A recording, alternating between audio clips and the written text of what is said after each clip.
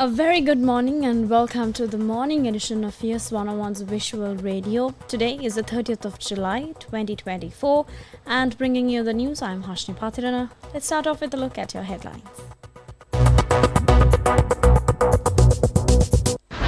News First headline.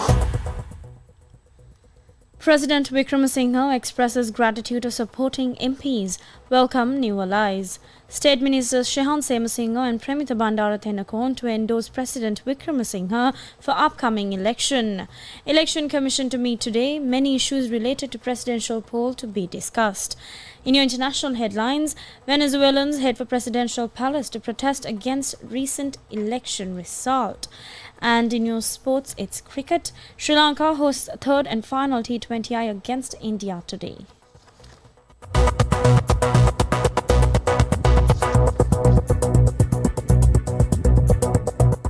And now, moving on to your first local story.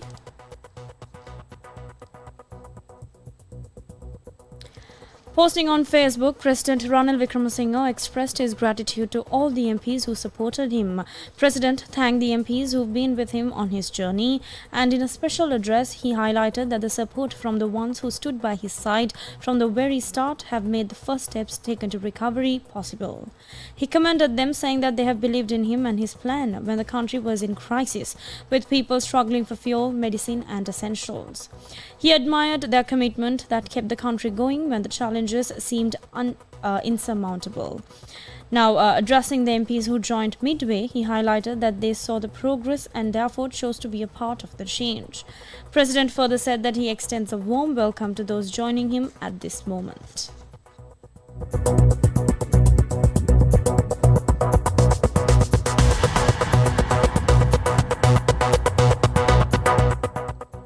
In more local stories, posting on X, State Minister of Finance Shehan Semesinghe expressed his support for President Ranil Wickremesinghe, and State Minister Semesinghe emphasized that under President Ranil Wickremesinghe's leadership, Sri Lanka has made significant strides in overcoming the most severe crisis in the history.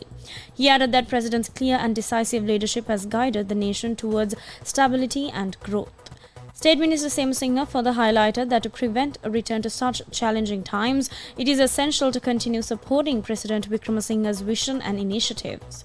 Meanwhile, State Minister of Defence Premita Bandara Thenakon, who was elected to Parliament from SLPP, also expressed his support for President Ranil Wickremesinghe in the upcoming presidential election.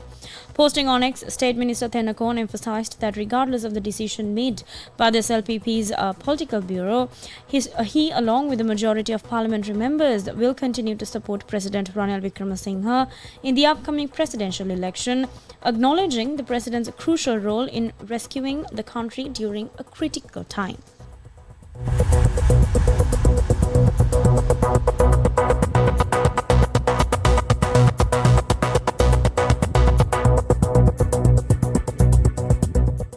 Still in local news, the Election Commission is scheduled to meet this morning. Chairman of the Elections Commission, R.M. Ratnayaka, said that many issues related to the conduct of the presidential election will be discussed during today's meeting. Chairman R.M. Ratnayaka added that the meeting will address whether the election can be held without the presence of an IGP and will also resolve the concerns related to this matter. Additionally, the chairman also noted that today's discussions will focus on ensuring security for tasks such as the submission of nominations.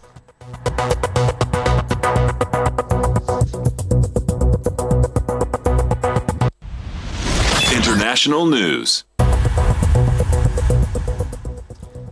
Now, taking a look at our international news for this hour. Security forces in Venezuela have fired tear gas and rubber bullets against people protesting over Sunday's disputed election result. Thousands of people descended on central Caracas yesterday evening, some walking for miles from slums on the mountains surrounding the city towards the presidential palace. Protests erupted in the Venezuelan capital the day after President Nicolas Maduro claimed he had won. The opposition has disputed Maduro's declaration of victory as fraudulent, saying its candidate Edmundo Gonzalez won convincingly with 73.2% of the vote. Opinion polls ahead of the election suggested a clear victory for the challenger. Opposition parties had united behind Gonzalez in an attempt to unseat President Maduro after 11 years in power amid widespread discontent over the country's economic crisis. A number of Western and Latin American countries, as well as international bodies including the UN, have called on the Venezuelan authorities to release voting records from individual polling stations. A heavy military and police presence, including water cannons, was on the streets of Caracas with the aim of trying to disperse protesters and prevent them from approaching the presidential palace.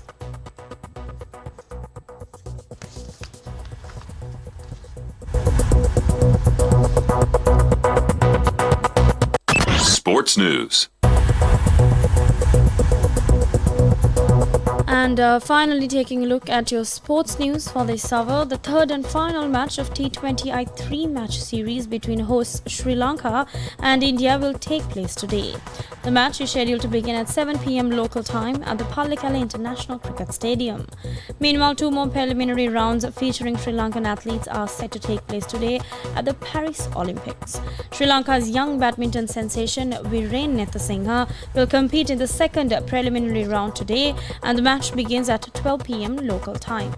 Sri Lankan swimmer Wickremesinghe will also participate in the men's 100 meters freestyle preliminary round today, and the race will begin at 2:30 p.m.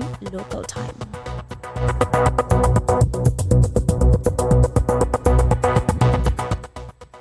And with that, we wrap up the morning edition of US 101's Visual Radio. I'm Hashni Pathirana. Thank you for watching and stay tuned for more of the very latest.